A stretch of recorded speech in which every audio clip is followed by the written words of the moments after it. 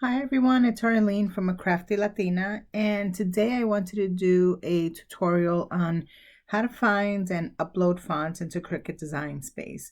So I know what we love when we create designs. We love to have choices, choices of graphics, choices of images, and of course choices of fonts that match the project that we're doing. And sometimes we can't find those fonts currently that exist within Design Space or those that have been uploaded straight from our computer or Windows computer system. So there are a lot of sources out there that provide you with free fonts. And you can download them and then upload them into your computer so that they show up in Design Space. And then that's the tutorial that we're going to do today. So let's get started, and just bear with me. I may go a little slow on the keyboard. I'm working with a broken arm. Of course, I had to be my right arm, but I want to make sure that I continue to provide content to you. So I work with my left arm and going a little slow. So I just wanted to show you, this is Design Space right now, and this is where we're going to be uploading the file, the font that we're going to use. So let's go into Chrome, and the one that I like, the site that I like a lot is Dafont.com, Dafont.com. So they have a lot of different style fonts that you can use and download. So if you already know the name of the font, like if you've seen a project from somebody else and you know the name of the font, you can just type it here. These are all the ones I've used in the past, and then it would just come up. So let's say I know Brand Ball because I use that one a lot. You hit search and it would hit search and then it would come up. Okay, because I misspelled it. See, I told you it was going to be a little challenging for me. All right, so there, and then Brand Ball comes up. Anything with the word or the name Brand Ball should come up, and right now there are only two. So that's how you would find it if you already know the name. If not, let's go back to the front page of this. If you don't know the name, but you know the style of what you're looking for, like if it's a script, if it's like a curly or something like that, you look at the red headings. So script, these are all the categories that fall under script, and the dingbats. And dingbats, it's just, I know that sounds like a crazy name, dingbats. But these are just actually characters, not actual letters. These are little characters, and these are fun. Like if you're looking for an image or something, these are actually fun to include. So for the purposes of this, I'm going to do a brand new one that I don't have on my system already so that you can see the entire process of how it happens. So I'm going to go to handwritten. I don't normally download anything from handwritten. So we'll go on there and see what we have. Home date, consistent, serenity. And you just look for the style that you like. I kind of like this one, photo shoot. It looks handwritten.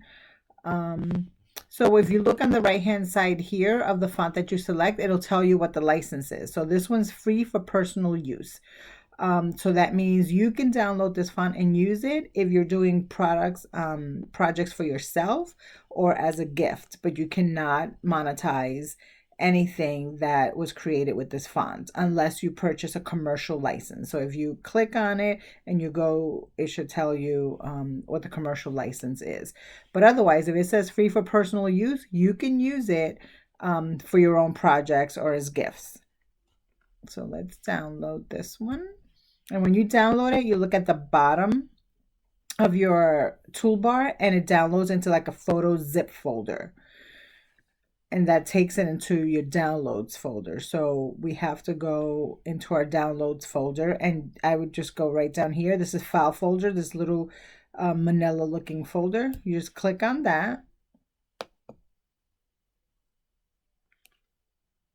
And then this is your file folder. It says up here, File Explorer. And then you will look for your downloads, and here it is. So you'll find something on your left hand side where it says download. So anything you download will go in there first. And here it is, photo shoot, with all the other crazy downloads that I have. But this is the file photo shoot, and then I like to put it in a temporary folder first before I extract it. So I cut it instead of copying it because I don't want it in my downloads folder. I have enough stuff in there. So I hit cut, And then I go into documents and I have a folder already that's called fonts. So this is a folder with all the fonts that I've downloaded from different places. So you just paste it in here and then look for your file that says photo shoot. It puts it at the bottom. And now what you want to do is, it's a zip file, so you have to extract the documents that are in there. You can't, it won't work if it's still in a zip file. You have to extract it. So if you click on it, if you right click on it, it'll come up with a menu bar and you'll see something that says extract all. You click on that and it'll come up with a message saying select the destination where you want to store these extracted files for this font. So I just hit extract right here because it's going to put it in this fonts folder that I have right now, and it's going to call it photo shoot. So I know it's going to be in this folder. I know where to find it. So I just hit extract. And if you see, here it is down. Let me just scroll down. Oh, it opened the file itself. But if I go back, it puts it in a folder. So now you see it doesn't have like a little zipper next to it. So it's now a regular folder. If you double click on it, those are the fonts. You still cannot use these fonts because this is now just sitting in a folder. You have not actually put it into your programming into Windows yet. So that's what we have to do. For purposes of Cricut, we're going to use TrueType font file. That's what they use. So right click on it, copy it.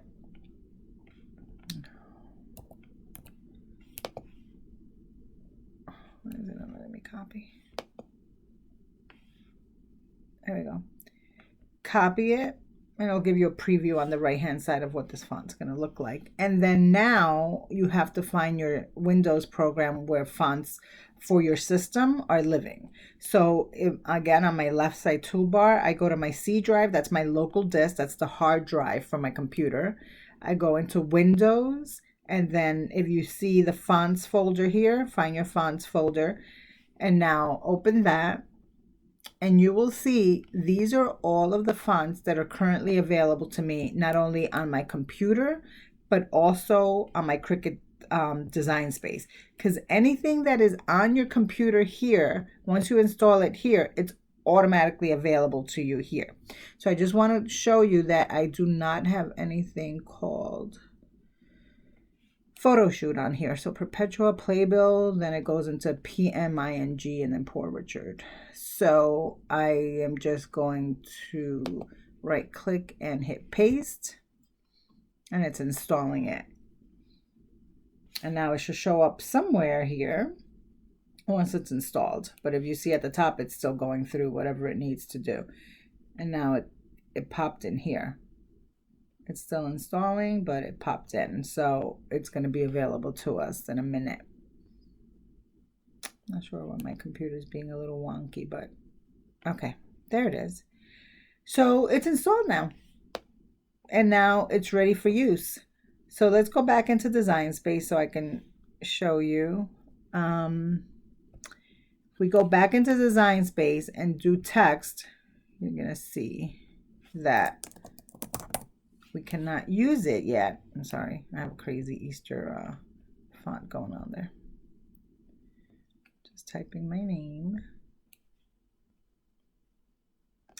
So if we wanted to use that font, photo shoot, if you search for it on the top, you're going to see it's no results found. And it's no results found because we haven't told Cricut yet that we updated a new font.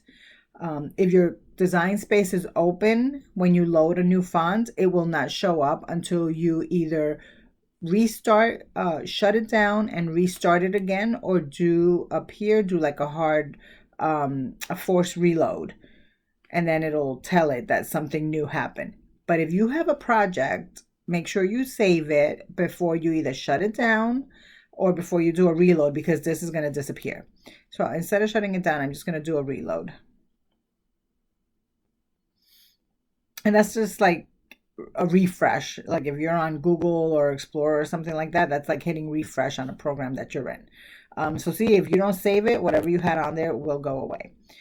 So now let's see, let's just type my name. And now up here, let's look for that font that we couldn't find. What was it? Photoshoot. Here it is. Right here. Photoshoot. That's our brand new font. Not bad. Not bad. And if you want it a little closer, you know, you go up here into your letter spacing. If you want to connect those letters, you just continue hitting that until you're comfortable with the style that you're looking for. And that's it. Perfect. So there it is. And it wasn't, I mean, it looked like a lot of steps, but it really, once you get the hang of it, it really is pretty simple. And it's great because this, you have, you know, the options are unlimited of what you can do with all of these new fonts that you're finding. So I'm going to link to my blog post about this. And there's also like this whole instruction. I have it on there in printed copy that you can download if you want, just to always have a handy version of it, you know, at your desk or somewhere. If you're going to go through this process, you don't have to go back and listen to this video or go to the post. You can download a printable version of the instructions so that you have them handy. And that is it. And thank you so much. And I'll talk to you soon. Bye.